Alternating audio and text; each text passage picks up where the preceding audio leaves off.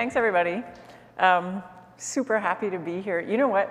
This year, I was telling people this at dinner last night. This year, I've been on a book tour, and I've done a lot of public speaking. In fact, 42 speaking engagements this year. This is number 43, and it is notable because it is also the last one. So I am happy that you are here to share this with me because I'm kind of excited about it. So we're going to switch gears a little bit. Like today, I want to talk to you about what I think is the most important tool we have at our disposal at startups for growth.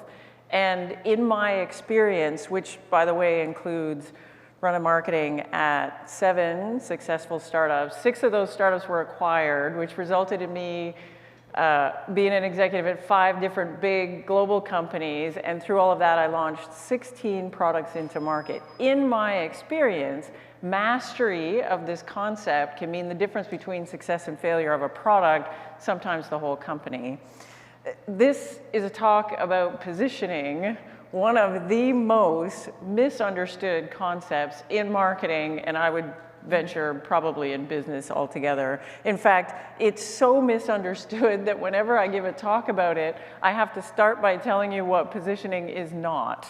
So positioning is not the same thing as messaging. It's not a tagline. It's not the same thing as branding. This is my pet peeve is when people talk about brand positioning. There is branding, there is positioning. Those two things are completely separate. In fact, everything on this chart flows from positioning, but positioning has to happen first. You can think of it this way. If everything we do in marketing and sales is the house, positioning is the foundation upon which the house is built. I define it this way, it's a bit of a mouthful, but positioning defines how your product is the best in the world at providing something that a well-defined set of customers cares a lot about. It's big, right? It defines how your product is the best in the world at providing something a well-defined set of customers cares a lot about. Put another way, it answers the big questions. What is this thing? Why should I care?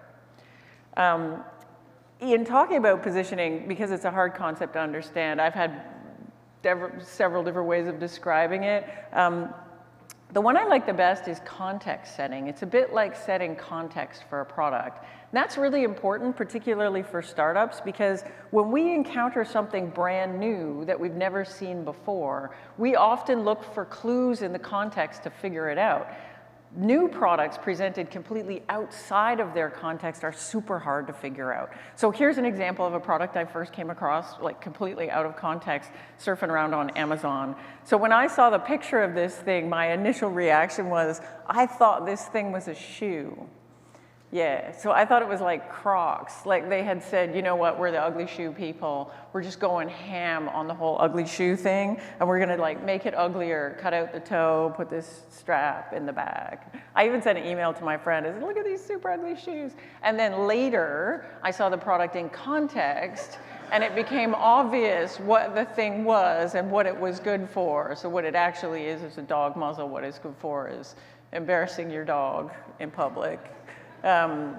Even a little hint of context can sometimes completely change the way we think about a product. So I show you this thing with the dog, and then I show you this, and you might say, oh, I know what that is. That's a dog thing too. That's like one of those, like a cone you put on your dog so it doesn't bite itself or something.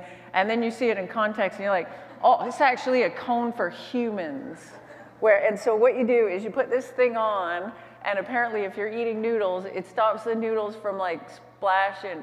I actually don't know what it's for, but I know what it's good for because the marketers gave you a clue here. The clue is that guy. You see that guy up there? You know what this thing is good for? It's for making people fall in love with you. They lie, the marketers.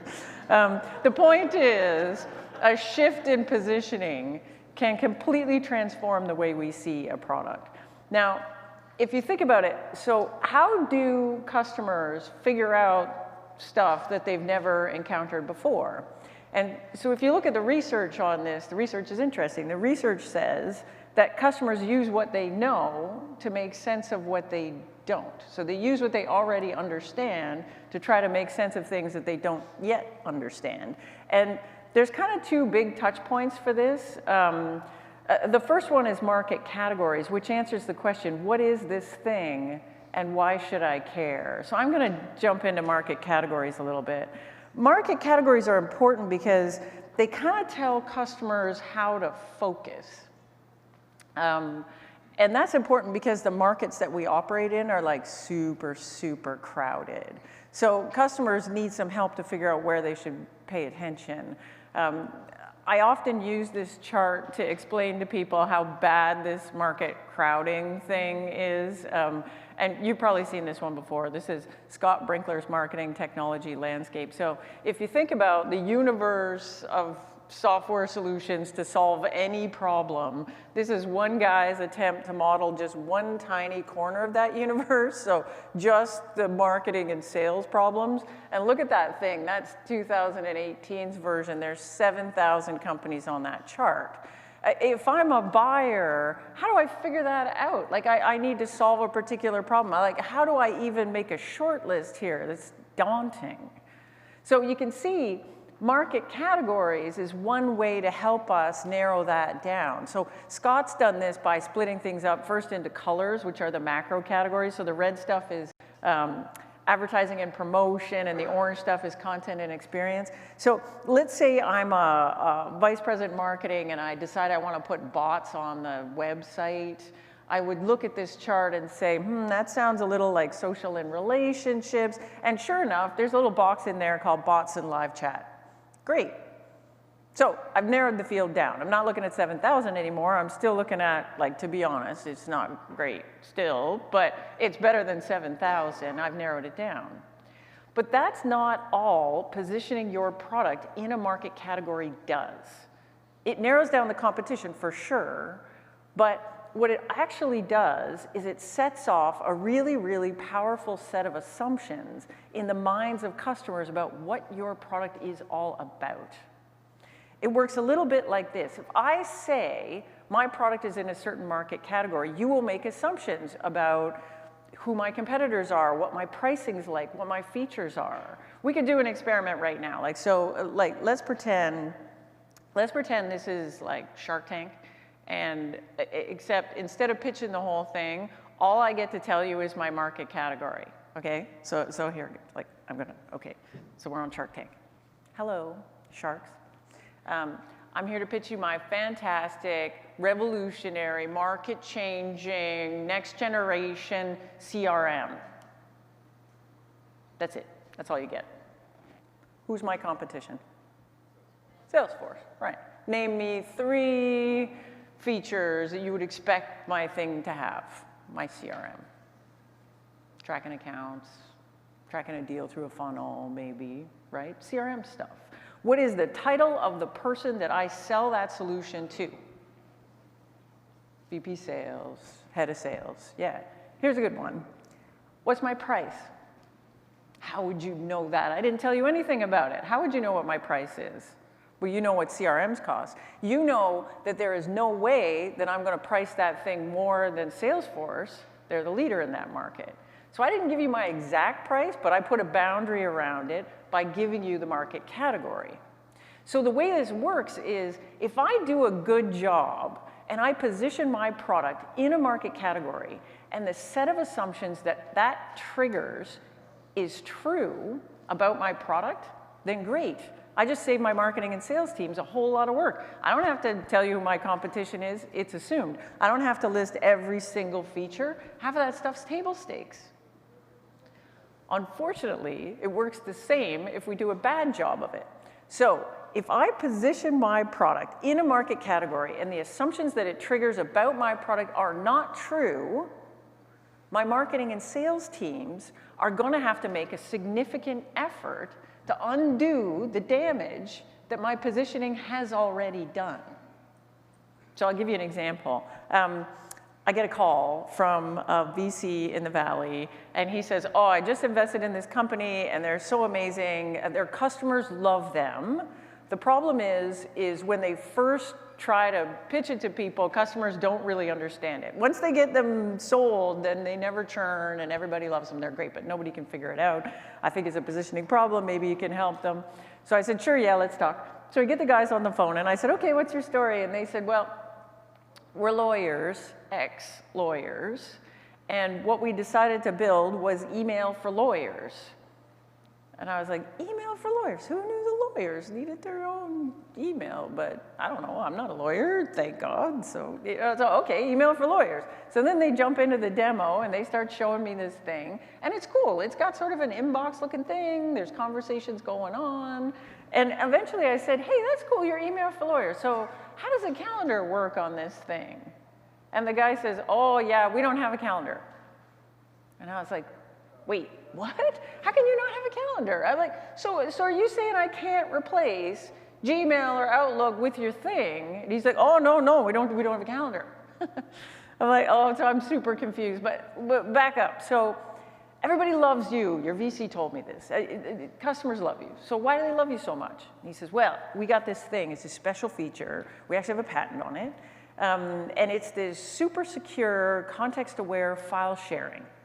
And what it does is it looks at the documents that a lawyer and their client need to share, and it figures out who should have access to that document, puts it in a super secure place, and it only gives access to the people that are supposed to access it.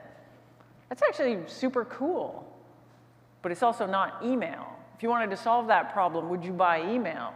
No, you wouldn't. So let's do an experiment. Like what we have here is essentially a really cool product masquerading as kind of crappy email. So let's pick it up and let's put it somewhere else. So I'm going to pick up this thing and I'm going to drop it in a whole other market category. So now let's say I call it team collaboration for lawyers. That's a whole different thing. I didn't change the product, didn't touch nothing. Team collaboration for lawyers. I got a totally different competitor here. It's Slack-ish. For lawyers, so maybe you do something special for lawyers. And oh yeah, we do. We have this super secure, context-aware file sharing thing. That's exactly what I would expect them to do. Do I care that it has no calendar now? No, of course not. I don't expect team collaboration to have a calendar. The best part was we had this great conversation about pricing. So the problem with the email market is everybody expects your product to be free.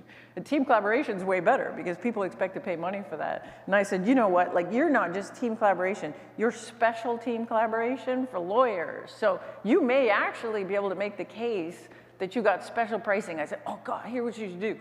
Get the lawyers on the phone. When they ask you what it costs, you just say, look, like we gotta price this thing special for lawyers, we have special lawyer pricing, and we just charge you by the minute. And then just let it dangle. And then just wait for the lawyers to go, but that's not fair. And you just say, I know. Anyways, they didn't do that. I thought that was a missed opportunity.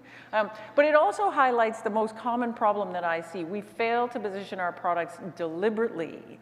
They started out to build email. The thing that they built in the end, actually, if you look at what makes them special and different, it makes more sense to position it in a completely different market, which was not the market they intended to be in when they started.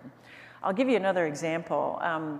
Early in my career, I got hired to be vice president of marketing at this company that was started by two guys with PhDs in database science, and they, so you know, they're PhDs in database science, so they're going to start a company, and what they built was this revolutionary new kind of database. And what it did is, if you had terabytes and terabytes of data, it could do a certain kind of analytic query super, super fast. So the first customer they ever landed had a query that they had to run overnight because it took 12 hours to run it. This thing could do it in 3 minutes. It was like magic database stuff. And so they had sold a few when I came on board, but it wasn't exactly flying off the shelf. So they're like, we're going to hire the marketing lady. She's going to come in here, and you know, we're going to have all kinds of leads and make all kinds of money. So I join. I spin up a whole bunch of campaigns, and after a couple of months, it becomes clear that nothing works for this product. Like, I'm sending emails, nobody opens them. I'm running ads, nobody clicks on them. The worst was, we were doing all these trade shows because somebody had this idea that trade shows might be good for us. Trade shows were terrible. We'd stand in the booth, and people would come by, and we'd be like, hey, we got this revolutionary database thing, and people would literally come by and go, huh, yeah, Microsoft has t-shirts, and then like just walk on. And so after a couple months, I thought, this is bad. Like, I'm gonna have to figure out what, I don't get it. I don't get why nobody likes our thing. So I'm talking to the head of sales, and he says, I've got a bunch of local customers. We could go and do a bunch of face-to-face meetings, and then we could see how people react. And I said, great. So he sets up a bunch of meetings over the course of a week, and I follow along with him. So I sit in all these meetings. Every meeting goes like this. So he comes in, plugs in. Customer comes in, and we're selling to CIOs and database administrators. So CIO comes in, bunch of database people come in. My sales rep gets up and says, hello, we're here to talk to you about this revolutionary, fantastic new database. And like the minute the guy says database, you can see everyone in the room is like, and then they do this move, where they really don't care what you're talking about. They do this move, and it's like this. Hey, cats, look at this, funny. And we're like, oh no. And then meanwhile, my rep is tap dancing. So he's like, no, you don't understand. We've got PhDs, and we got patents, and this thing's amazing. And he starts talking about the big queries, and 2 minutes versus 12 hours or whatever. And we had a 50-slide deck. We get to like slide 3 or 4, and the senior person, she puts up her hand, and she says, yeah, I get it. I love it. That database thing is great. It's great. But you know what we don't need here? We don't need a database. We have a database. It's Oracle, And in fact, everybody in this room is certified on Oracle, and we get it. You do some special stuff, but Oracle does everything we need. And what we really need from you guys is we need you to just, get out. And then they kick us out. And we left, and we're all sad. And we did 3 in a row, and they were exactly the same. We didn't make it past slide 5. And so I'm in the car with my VP sales, and I'm like, dude, does every sales meeting go like this? And he says, yeah, pretty much. And I'm like, why are we here? We should be home looking for jobs, because we're all going to get fired, clearly. Anyway, so how we bust out of this was luck in this case. So we had a meeting at the end of the week, and it was the sympathy sales call. You know what that is? That's when the CEO knows a guy who knows a guy who agrees to give us an hour because he feels sorry for us. So we come into the meeting, and it's just the CIO. He doesn't bring his people because he figures it's a waste of time. We get in the thing, and he's super polite, like wicked polite. He's Canadian, actually, and I'm Canadian. He just shuts up, and he lets us do the whole pitch. So we get through the entire thing, all the way to the end, all 50 slides, and then we say to the guys, "What do you think?" And the guy's like, I love it. It's magic. It's fantastic. I've never seen anything like it. We love it. When can we get it in here? We need it in the thing. Me and the rep are like, yeah, he loves our stuff. And he says, about halfway through, though, I got to tell you, I had no clue what it was. And then all of a sudden, the light went on, and then I figured it out. Like, you guys aren't a database. And we're like, wait. We're all happy, and then we're like, wait, what? What do you mean we're not a database? He said, no, you're not a database. You're like a business intelligence tool. You're sort of like a data warehouse. Now, I had only been with the company a couple of months, but my first instinct when he said that was to have an argument with him. And so I was like, no, we're not a business intelligence tool, dude. There's no way. We don't have reporting. Like, we can't be a business intelligence tool. And he says, okay, maybe you're a data warehouse. You're like a data warehouse. That's what you are. He says, and I'm like, no, we're not. And he's like, you are. He says, look, databases do all kinds of things. You just do this one little thing. And if I wanted to do that one little thing, I would buy a data warehouse. And holy cow, like, you're the vice president of marketing. Who gave you that job? You don't even know what you are. That's like so Canadian, by the way. I'll tell you this as a tip, if you're dealing with Canadians. Like, they seem like they're so nice, right? I can say this because I'm Canadian. They seem like they're so nice. Like, they show up and they're all like Justin Bieber, Celine Dion. And then when you least expect it, they just hit you with something like really awful, like Nickelback. True, though. Don't say you didn't learn anything in this talk when you're filling out the thing later. Anyways, so the important part of this is it triggered this conversation internally. We went back to the office and we're like, maybe we're not a database. Maybe this is the problem. Maybe we're a data warehouse. And so at the beginning, what we did was we just changed the pitch. We decided we're a data warehouse. We went out, we did the pitch again, and it's a completely different conversation with the customer. Like we go in and say, hey, we have this data warehouse, and everybody's like, ooh. Because data warehouses at the time, people knew what it was, but they didn't have one. And so different competitive comparables, different everything. We put the price up times 10 and sold more of it because databases were a commodity and warehouses were not. So how do you actually do positioning? Now, this is a question that bothered me for a really long time. When I started doing startups, I actually don't have a degree in marketing. I have a degree in systems design engineering. And how I ended up in marketing was I got a job. My first job out of school was at a startup. I had a product marketing job, so I was in the marketing department. Then my company got acquired. Then my boss quit. I was like in the right place at the right time, and they put me in charge of the marketing department. And I got tens of millions of dollars in budget. I got 30 people reporting me. I can't spell marketing. But I figured, how hard can it be? How to figure it out. So I took a lot of courses. And the thing I kept coming across was this concept of positioning. Super important. You got to have it done first. And so I kept asking the question, how do we do it?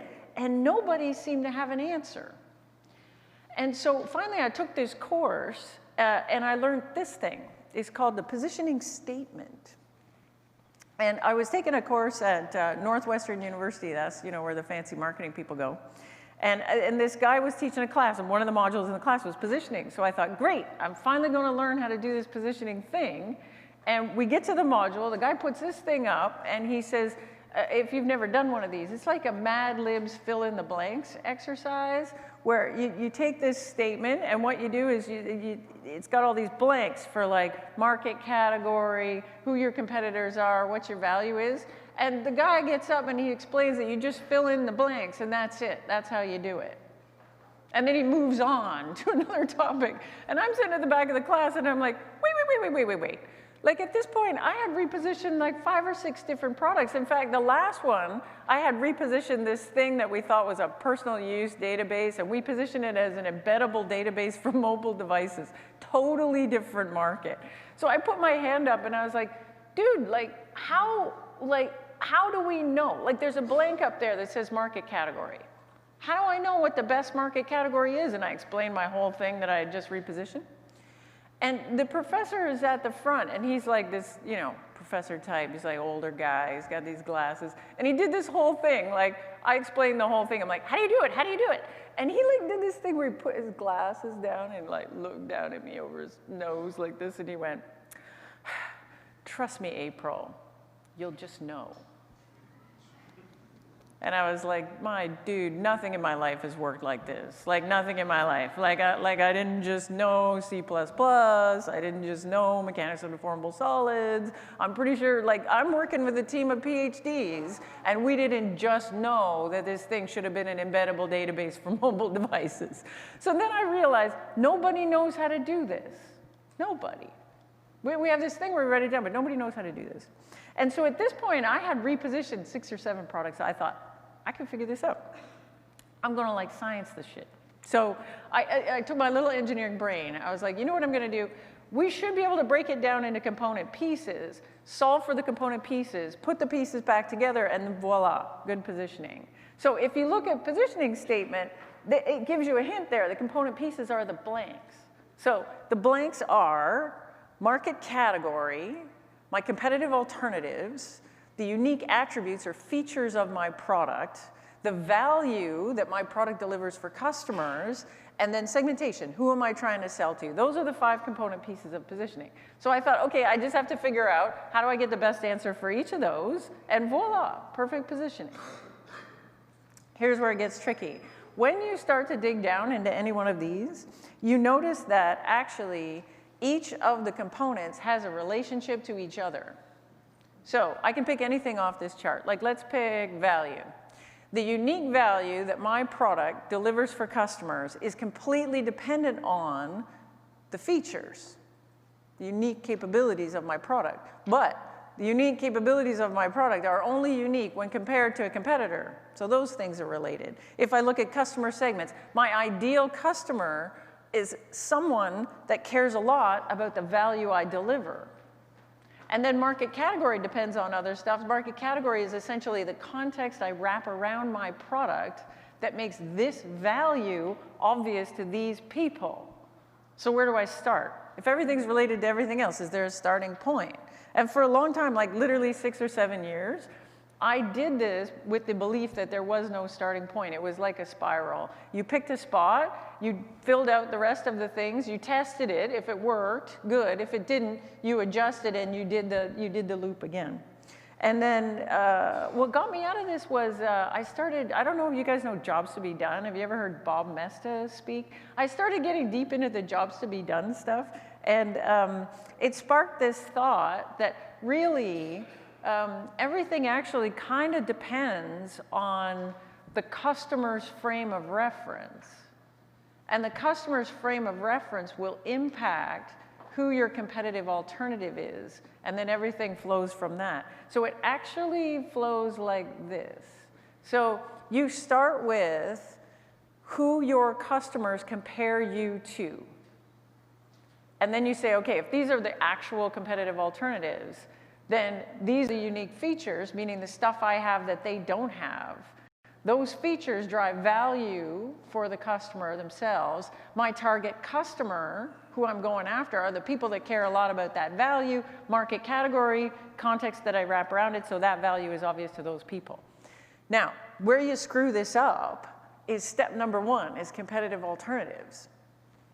So most of the startups that I work with get this wrong, and because that's wrong, everything downstream is wrong.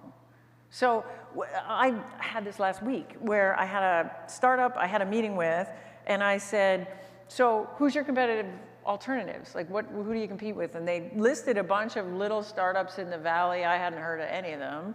And I was like, okay, so what makes you different and special than those guys? And they said, well, it's ease of use. Like, if you look at their solutions, it takes 15 clicks to do a thing. My solution, it's only 2 clicks, so it's just more efficient, easier to use.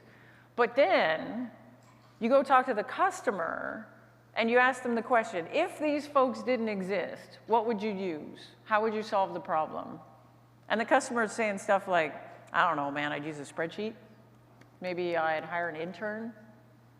So their actual competition is spreadsheets and the intern, even though they're positioning themselves against a bunch of companies that their customers have never heard of. So if you're competing with spreadsheets and the intern, are you ever going to win on ease of use? Never. So if you get the wrong starting point, everything downstream is wrong. So there's a bunch of other ways to screw this up, and I could literally talk about this for hours and hours, but I don't have that much time. And so what I did was I took notes for you. I wrote it down in a 200-page book, and Patrick is like Oprah and has given you all a copy of the book today. So if you're interested in this, you can read about it in depth in the book. I have one more story. So this is kind of an old story. You know, earlier when Patrick put that slide up and he was like, you know, the 90s is like prehistoric SaaS. We're not quite prehistoric, but we're getting close to that for this story. So I worked at a company that was, we sold enterprise CRM. And this was far enough ago that Salesforce was in the market, but only sold to the very low end of the market. And our competitor at the time, the undisputed leader in that market, was a big company called Siebel, publicly traded, massive company. And we were also in that market. And so, not surprisingly, whenever we had a meeting with a customer, like the first question we get is, how are you better than Siebel? And the answer to that question was, we kind of weren't. And so, like, in fact, in every way, they were better than us. Like, they had 9,000 employees. I think I was employed 24. They had 400 customers. We had 4. They had 2 billion revenue. We had 1.3 million. And so, but we did have 2 things that we thought were really differentiated. And the first one was we had a feature that Siebel didn't have, none of the CRMs in the market had. And it gave you an ability to model a many-to-many relationship between people instead of products, or instead of companies. All CRMs, it's companies, but ours was people. And so the problem is like, if you look at that positioning flow, we knew who the competition was. We knew what our unique capability was. We didn't quite understand the value. So when we went into customers to pitch it, we'd always show this thing, we'd demo it, and then the customers would go, hey, that's really neat. I've never seen anything like that. That's really cool. What do you actually use that for? And we'd say, anything you want. And they'd say, huh, what else you got? And then we would give them our second differentiated feature, which was we were always broke, and we were always like barely making payroll. And so if you asked us for a discount, we would give it to you. This is not a good way to differentiate yourself in the market. So needless to say, business was not good. And we were having a really hard time growing. And again, how we got out of this mess was a bit of a happy accident. So we had a really hard time keeping salespeople because we weren't selling anything. So we'd hire a salesperson, they didn't sell anything, we'd fire them, and then we'd have to hire a new one. And my CEO was really bad in an interview with a salesperson. So we had the salesperson come in for an interview, and my CEO used to ask the same question every time of these salespeople. So the sales guy comes in, and my CEO says, give me one good reason why we should hire you to be salesperson at this company. And this case, the guy we were interviewing was from New York, and he had a little bit of an attitude. And so he came in and he just leaned over the desk and he said, I'll give you one good reason, because my buddy is the head of investment banking at Goldman Sachs, and I'm going to get you a meeting. And we were like, that sounds good. We should hire you. And then we did. So we hired the guy, and he gets the meeting with the head of investment banking at Goldman Sachs. So he's going to go down and meet with the guy. So I decided to tag along, mainly because I wanted to see what the office of the head of investment banking at Goldman Sachs looks like. And it's awesome. It looks like this room.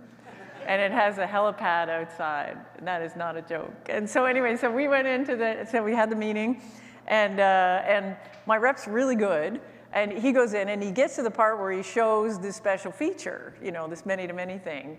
And the head of investment banking gets super excited. He's like, whoa, whoa, whoa, hold up. So are you saying if two people sit on a board together, but they don't actually work for that company, you can model that? We're like, yeah, we can. And he's like, so if two people used to work together, but now they work at different companies, you can model that? We're like, yeah, we can model that. He's like, whoa, hold up. I need the vice presidents. And he runs down the hall, comes back with 3 vice president guys that report to him. And we get in the room, and he's like, show them the thing, show them that thing. And so we do the demo, and we show the thing again, and then they ask the same question. So, like, if they belong to the same golf club, can you model that? We're like, yeah, we can model that in the software. And then they got super excited, and then they all turned to each other, and they started like talking their weird banker language, and they were literally jumping up and down in the air. And me and the sales rep are like in the corner, like, have you ever been in a room full of super excited investment bankers? It's terrifying.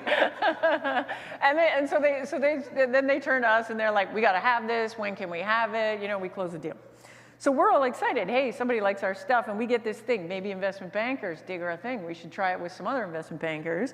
So we get a meeting at Merrill Lynch, and same thing happens.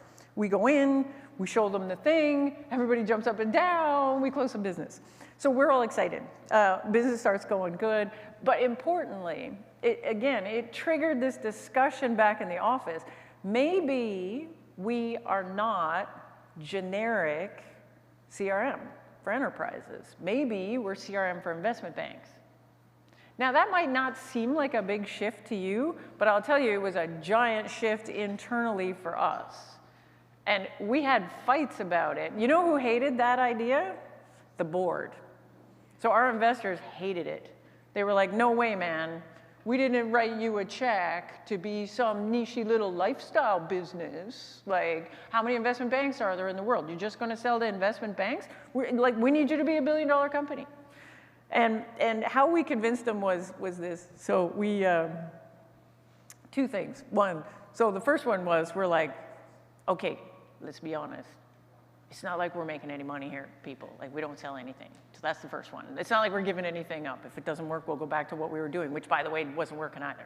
So that was the first thing. And then the second thing was, look, we're not going to sell to investment bankers forever. What we're going to do is we're going to sell to investment banking.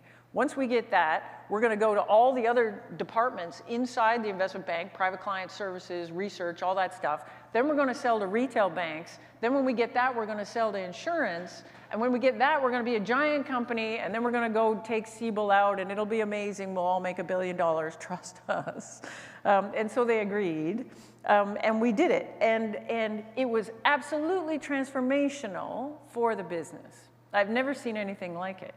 So we shifted the positioning, and the biggest difference was we never got in a head-to-head with Siebel again. So what we would do is we would go in to meet with the investment bankers, and we'd say, hey, we're CRM for investment banks. And the bankers would be like, wait, don't you guys compete with Siebel? And we're like, oh, Siebel. We love those guys. They're amazing. Like, look at them. So big, so much money, so much revenue. They're like the world's most amazing general purpose CRM. If you're like in a call center in India or a manufacturing plant or something, not you, Wolf of Wall Street. You need something special. And then we would show them the thing, jump up and down, and we never, ever got head-to-head against them again. So we sold so much so fast. We went from 1.5 million to a little under 80 million in 18 months. Yeah, it was amazing. And then the end of that story is Siebel got so sick of us kicking their tail all up and down Wall Street and everywhere else outside of that, that they came and acquired us for $1.3 billion. And it was not bad for a cheap, crappy Siebel. So that's the end. So how do we do it? Here's the things I want to leave you with. One, you need to position deliberately. Most folks don't. So I think you want to like take a step back, think about maybe you're not in the market you thought you were in. You need to position around your strengths and figure out a way to put that in context so that it makes sense for customers. And then lastly, if you're going to do this, you can't just write it down in a positioning statement thing. You have to actually follow a process. Here's how you can get in touch with me. And that's it. Thank you.